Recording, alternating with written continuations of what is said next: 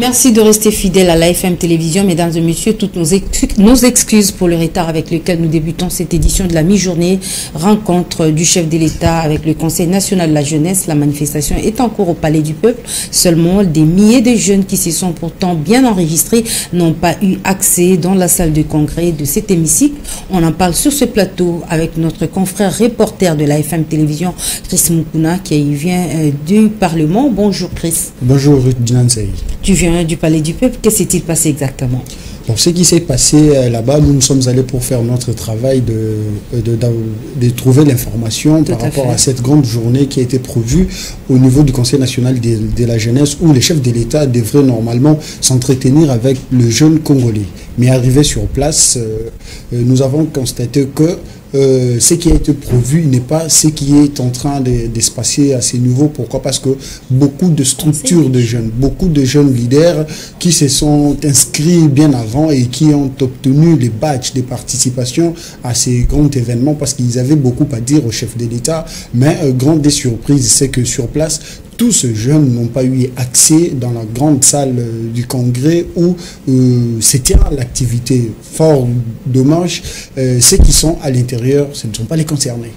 Mais Chris, quelle est la raison avancée pour que ces jeunes n'aient pas accédé dans la salle du congrès? Bon, jusque-là, la raison reste dans l'anonymat. Pourquoi? Parce que ce sont les organisateurs qui doivent exactement nous dire pourquoi d'abord ils ont remis des badges aux leaders de jeunes pour qu'ils soient là en masse. Ils ont répondu bien évidemment parce qu'ils savaient que c'est le chef de l'État qui va s'entretenir. Ils ont beaucoup à dire au chef de l'État, mais sur place, ce n'est pas ce qui est fait. Je pense que cette question, on doit bien évidemment la poser aux organisateurs, ou soit à Monsieur William, qui est le président de la jeunesse congolaise, parce qu'il y a plusieurs délégations qui ont qui sont venues de partout dans des provinces. Chaque province a été représentée avec un représentant, voire donc, mais la grande surprise, c'est que ces gens n'ont pas eu accès dans la grande salle.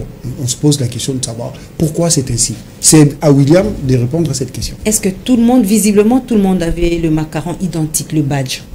Arrivé sur place, comme je l'ai dit tantôt, même ces jeunes-là qui ont reçu des badges, ils sont surpris de voir que ce qu'ils avaient obtenu comme badge de participation dans la grande salle où devrait avoir l'activité et des badges sur place qu'on permet pour avoir l'accès sont totalement différents. Et déjà sur ce point, je crois qu'il y a contraste et puis donc il n'y a pas à faire. Merci beaucoup Chris Mukuna pour ces différents détails. Merci.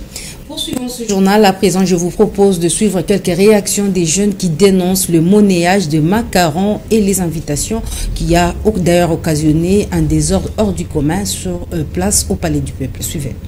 Communicateur du changement, collectif communicateur de changement. Alors, par rapport à la manifestation, on est vraiment déçus, par rapport à l'organisation. Le président du Conseil national de la jeunesse, Williams, doit quitter, doit démissionner, on doit les révoquer parce qu'il a prouvé son incompétence. Parce que si aujourd'hui la manifestation est désorganisée, c'est parce que lui-même là, il ne s'est pas organisé le travail. Parce que l'organisation de l'activité, c'était entre ses mains avec le ministère de la jeunesse. Vous voyez, il y a plein de gens, il y a beaucoup de monde qui sont venus. Et alors, nous sommes là dehors avec des invitations. Ah, on nous a trompés avec des invitations, avec lettre P, ce qui voulait dire on devait être sur le parking. Donc, on est vraiment déçus. Tous les jeunes étaient venus pour parler au chef de l'État, mais faute d'organisation, donc on est vraiment déçus. En fait, c'est seulement une expression de ras-le-bol, une expression de mécontentement.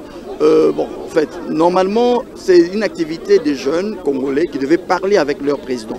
Le chef de l'État, c'est comme le papa. Nous sommes les enfants. Alors, on est là. L'organisation ne s'est pas bien passée, qui a fait que donc on n'a pas eu accès à l'intérieur. Prochainement, il faudrait que les choses se fassent mieux. Donc, je propose que prochainement que ça soit dans le stade de Martyr.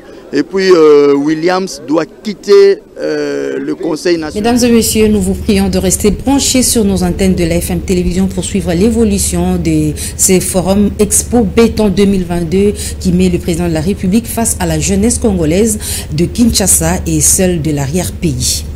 Les jeunes formés par le service national sont également préparés pour défendre la patrie jusqu'au sacrifice suprême. C'est le commandant de cette structure qui l'a annoncé à la presse. Je vous propose de suivre le général Kassongo Kabwik. Le pays a traversé beaucoup de moments difficiles. Et actuellement, nous avons des situations beaucoup plus compliquées, plus difficiles. À l'est du pays, par exemple. Le service national a vocation de préparer aussi les jeunes à défendre leur pays, à inculquer en eux un esprit très poussé de patriotisme et de nation. Le Congolais, à un moment donné, les jeunes ont perdu de boussole, ils n'ont plus de référence. Il est jeune et dans sa tête-là, il n'a plus l'esprit de sacrifice pour la nation, de patriotisme. C'est comme ça que vous entendez les gens qui chassent. Ça fait mal. Bokote Gango pour que tu restes dedans. L'homme est celui qui doit accepter de se sacrifier pour son pays, pour sa progéniture. Et le service national, c'est le meilleur endroit où on va réinculquer toutes ces bonnes valeurs dans la tête de nos jeunes. Et si on arrive demain après-demain à ouvrir plusieurs centres sur l'ensemble du territoire, on peut en une année arriver à encadrer 1 million de jeunes. On a 10 centres, on prend tous les 6 mois, nous sommes en train de former des jeunes, nous sommes en train de les encadrer, d'inculquer toutes ces valeurs et en même temps de leur donner une formation paramilitaire pour qu'un jour ils soient en mesure, qu'ils soient des réservistes et un jour en mesure de défendre notre pays. On ne peut pas compter que sur les forces armées. Les autres nations l'ont fait, l'ont expérimenté. En cas de situation difficile où le pays ou la nation est menacée, on peut recourir à tous ces jeunes. Nous avons tous ce bras pourquoi?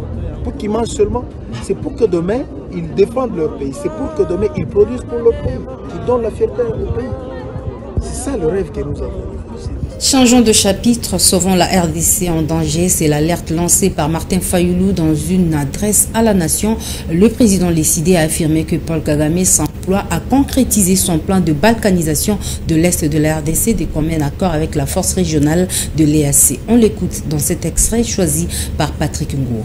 Sauvons la RDC en danger. Peuple congolais de l'intérieur et de la diaspora, vous êtes témoins de l'histoire tragique telle qu'elle se déroule sous vos yeux. Monsieur Kagame s'emploie par tous les moyens à concrétiser son ambition de balkaniser notre pays. En effet, les communiqués signés lors du mini-sommet de Luanda et les propos tenus ce lundi 28 novembre à Nairobi par le président burundais constituent des preuves de la capitulation de la RDC. Les engagements pris à Luanda permettent aux Rwandais du M23, d'une part, de se replier sur nos villages situés au pied du mont Sabinyo, dans les parcs nationaux de Virunga, et d'autre part, aux troupes de l'Ouganda, du Rwanda, de Burundi et du Kenya, de s'installer dans les zones jadis occupées par les M23 sous les labels de force de la communauté d'Afrique de l'Est.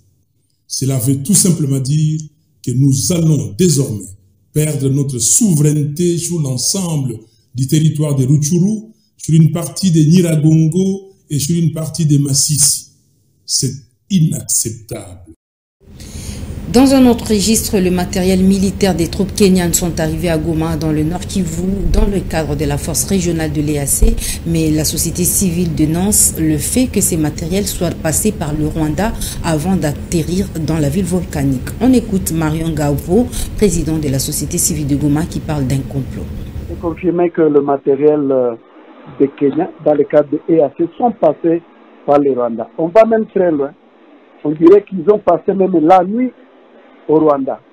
Et donc, la population, elle est inquiète du fait que le pays qui agresse la République démocratique du Congo, le pays qui soutient le terrorisme de M23, soit encore le pays qui a servi de passage des engins roulants et certaines munitions qui viennent au Congo à travers Gisenyi via Goma pour venir traquer le même Rwandais. Et nous, c'est une désolation. Nous disons, nous avons marre de toutes ces forces régionales et que nous pensons que c'est un complot. Nous avons des forces de MONUSCO, PIRGL, toutes ces forces-là, UPDF qui est aussi en collaboration avec le troupes rebelles de M23 le passage de ces engins roulants à travers Rwanda, passant par Gisenyi pour Goma, c'est vraiment une désolation. Nous pensons que cette mission a déjà échoué et nous pensons que notre gouvernement doit se prendre en charge. Quand il y a des négociations, il y a beaucoup de pays qui négocient, mais qui sont un peu malins et qui font le jeu de cache-cache. Nous appelons toujours à notre gouvernement d'être vigilant, de savoir le mode opérationnel de tous ces pays qui nous viennent en aide en termes de sécurité. Les provinces du Nord Kivu et de l'Ituri doivent encore demeurer sous état de siège, position exprimée par la Chambre basse du Parlement qui a à nouveau autorisé sa prorogation lors de la plénière d'hier mardi sans recourir au débat. Ania Kole. Dans sa présentation, le vice-ministre de la Justice, Amato Bouyaboussire Mirindi, a fait savoir que la prorogation va permettre à l'armée de poursuivre avec ses opérations dans cette partie du pays. Sur 284 députés ayant pris part au vote, 279 ont voté pour la prorogation et 5 ont voté contre. À noter que les débats n'ont pas eu lieu lors de l'examen d'audit projet de la loi après la notion d'ordre initiée par le député national Paulin Odiane sollicitant l'adoption du projet de la loi portant autorisation de la prorogation de l'état des sièges sans débat. Cette notion a été contestée par les caucus des élus nationaux du Nord Kivu et de l'Ituri qui pensent qu'il faut tenir un débat pour enrichir le projet de la loi et avoir une information sur la situation qui prévaut sur le terrain. Par contre, d'autres ont soutenu que la tenue des débats ne donne pas lieu au rejet de la prorogation de l'état des sièges. Notons qu'après adoption, ce projet de loi a été envoyé au Sénat pour une seconde lecture avant sa promulgation par le chef de l'État, Félix Tshisekedi.